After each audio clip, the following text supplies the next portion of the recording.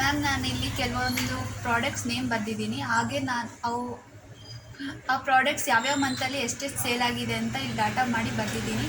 ಆದರೆ ನನಗೆ ಇಲ್ಲಿ ಒಂದೇ ಕಡೆ ಬೇಕಂತ ಹೇಳಿದರೆ ನೀವು ಕಟ್ ಆ್ಯಂಡ್ ಪೇಸ್ಟ್ ಮಾಡಿರಿ ಅಂತ ಹೇಳಿದ್ರಿ. ಅದ್ರ ಬದಲು ಬೇರೆ ಈಸಿ ಮೆಥಡ್ ಏನಾದರೂ ಇದೆಯಾ ಮ್ಯಾಮ್? ಹೌದು, ಇದಕ್ಕೆ ಬದಲಾಗಿ ಬೇರೆ ಮೆಥಡ್ ಇದೆ. ನಾನು ಅದನ್ನು ನಿಮಗೆ ಹೇಳ್ಕೊಡ್ತೀನಿ. ನೀವೆಲ್ಲರೂ ನನ್ನ ಚಾನೆಲ್ ನೋಡ್ತಾ ಇರೋದಾದರೆ ನಿಮಗೆ ಈ ವಿಡಿಯೋ ಇಷ್ಟ ಆದರೆ ಲೈಕ್ ಮಾಡಿ, ಶೇರ್ ಮಾಡಿ. ಹಾಗೆಯೇ ನಮ್ಮ ಚಾನೆಲ್ನ ಮುಂದಿನ ವೀಡಿಯೋಸು ನಿಮಗೆ ಬೇಕಂತಿದ್ದಲ್ಲಿ ಸಬ್ಸ್ಕ್ರೈಬ್ ಮಾಡಿ.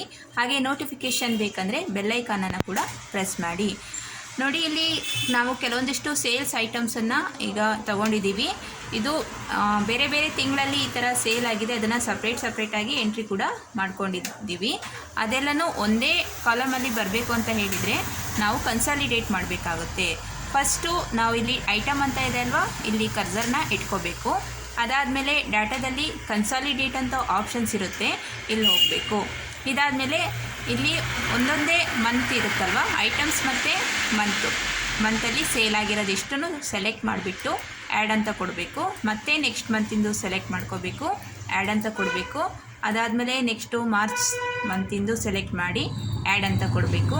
ಅದಾದಮೇಲೆ ನೆಕ್ಸ್ಟ್ ಏಪ್ರಿಲ್ ಮಂತಿಂದು ಸೆಲೆಕ್ಟ್ ಮಾಡಿಕೊಂಡು ಆ್ಯಡ್ ಕೊಡಬೇಕು. ಇದಾದಮೇಲೆ ನೆಕ್ಸ್ಟ್ ಇಲ್ಲಿ ಟಾಪ್ ರೋ ಮತ್ತು ಲೆಫ್ಟ್ ಕಾಲಮ್ ಅಂತ ಇದೆ ಅಲ್ವಾ, ಸೊ ಇದು ಆಫ್ ಇರುತ್ತೆ. ಇದನ್ನು ಆನ್ ಮಾಡಿಕೊಂಡು ನೆಕ್ಸ್ಟು ಓಕೆ ಅಂತ ಕೊಡಬೇಕು.